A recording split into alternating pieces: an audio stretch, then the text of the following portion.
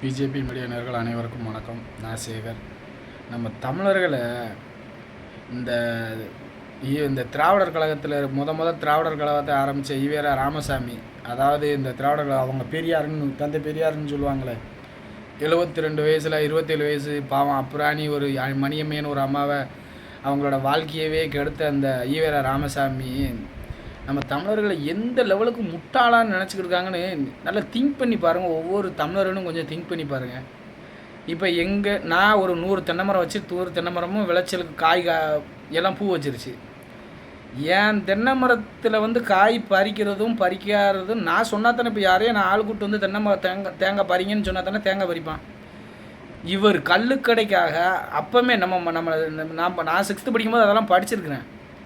நம்மளை எந்த லெவலுக்கு முட்டாளுன்னு நினச்சிருந்தா அவங்க நம்மகிட்ட அப்பா 500 தென்னை மரத்தை வெட்டி வீழ்த்தியிருக்காரு கல்லுக்கடைக்காக அப்படின்னு. தென்னை மரத்தில் அவன் கல்லை இறக்கணும்னு ஏன் தென்னை மரத்தில் நீ கல்லை இறக்காத, அதனால் குடிச்சிட்டு மக்கள் வேலைக்கு போக மாட்டேக்காமனு நீ சொல்லியிருக்கலாம் தானே.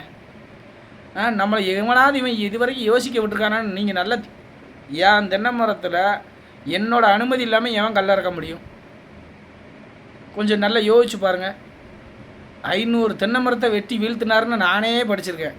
இப்போ யோசிச்சு பார்க்காதான் நம்ம எவ்வளோ பெரிய முட்டாளாக இருந்திருக்கோம்னு எனக்கு தெரியுது. அப்போ இவர் எந்த லெவலுக்கு ஒரு போலியான மனுஷன்னு நீங்களே பார்த்துக்கோங்க. இந்த மூத்த பத்திரிகையாளர்கள் இவங்கெல்லாம் சொல்கிறாங்க பெரியாரை பற்றி பேசுனா அப்படின்னு. ஐயா, அந்த பெரியாரை பற்றி தான் கேட்க, தாழ்த்தப்பட்ட மக்களுக்காக எவ்வளவோ பண்ணியிருக்காரு அப்படின்னு. தாழ்த்தப்பட்ட மக்களுக்காக இவர் என்ன படிப்புக்கெல்லாம் இவர் தான் உதவி செஞ்சுருக்காரு. என்ன இவர் உதவி செஞ்சுருக்காரு?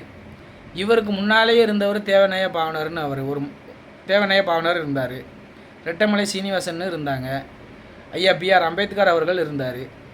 தேவேந்திர குல வேளாளர் சமுதாய கடவுளாக போற்றி கும்பிடுற தியாகி இமானுவேல் சேகரன் ஐயாவோட அப்பா ஆசிரியராக இருந்திருக்காரு.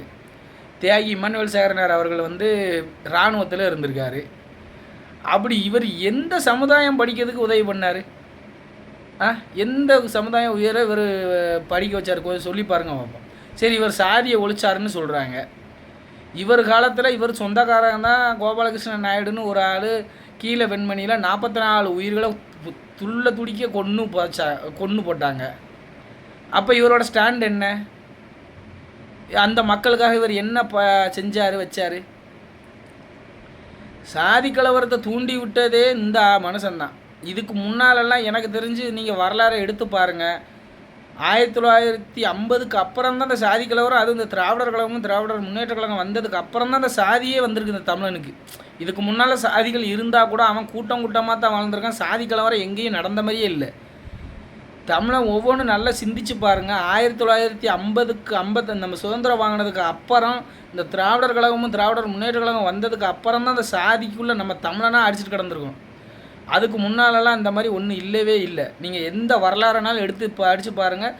தமிழர்களுக்குள்ளே சாதி கலவரம் வந்ததே இல்லை. வந்ததெல்லாம் இந்த முட்டாப்பைகளால் தான். பெண்களுக்காக பெண்கள் கல்வி கற்றதுக்கு காரணம் அப்போ இருந்த அஞ்சலி அம்மா, வேலு நாச்சியார், அப்புறம் குயிலி, இவங்கெல்லாம் யார்?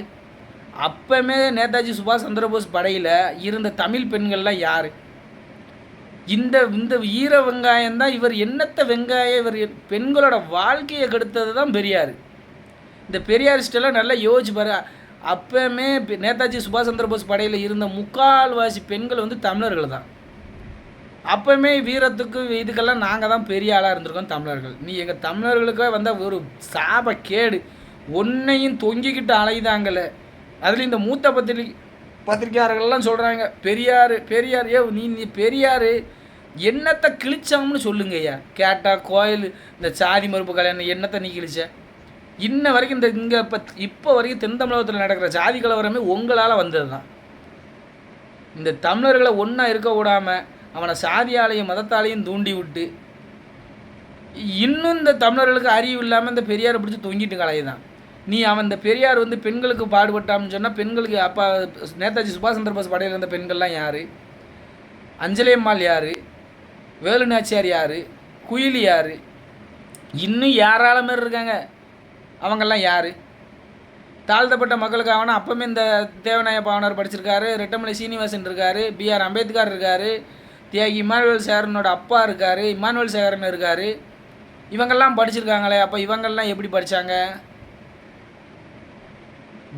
மக்களை முட்டாள், இப்படி ஒரு அடிமுட்டாளாக நம்ம இவர் ஒன்று எவ்வளோ 17 முறை படையெடுத்து வந்த கஜினி முதல் 18ஆம் முறை தான் செவிச்சிருக்காரு. அப்போ அந்த 17 முறையும் படையெடுத்து வந்தவனை அடித்து விரட்டின தமிழனை யாருன்னு சொல்லலையே இவங்க.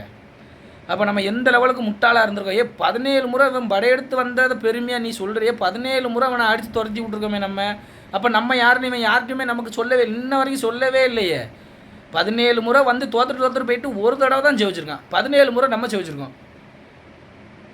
ஆனால் அந்த 17 முறை ஜெயிச்ச அந்த தமிழ் மன்னர்களை பற்றி இவங்க சொல்லியிருக்கானா? சொல்லலை. ஏன்னா இந்த திராவிடர் கழகத்துக்காரன் வந்து திராவிடர் முன்னேற்ற கழகம் நம்மளை, இவன் திராவிடங்க, நம்ம தமிழனா திராவிடன், நம்ம தமிழன். இவன் எங்கேயாவது நம்மளை தமிழன்னு சொல்ல விடுறானா? இவன் தமிழனாக இருந்தால் தானே தமிழன்னு சொல்லுவான். அப்போ நம்ம தமிழர்களை எந்த லெவலுக்கு முட்டாளாக இருக்கிறோம். தயவு செஞ்சு தமிழர்களை இனிமையாவது திருந்துவோம். இல்லைன்னா இவங்கக்கிட்ட நம்ம இன்னும் அடிமையாக தான் வாழ்ந்துருந்த திராவிடர் கழகமும் திராவிடர் முன்னேற்ற கழகமும் மக்களை எந்த லெவலுக்கு மூளை செலவை செஞ்சு வச்சுருக்காங்கன்னு பாருங்கள். தயவு செஞ்சு சிந்திப்பீங்கன்னு நம்புகிறேன். 2026 டிஎம்கே ஓட விரட்டுறோம். தமிழகத்தில் தாமரையை மலர செய்வோம். நன்றி, வணக்கம். பாரத் மாதா கி ஜெய்.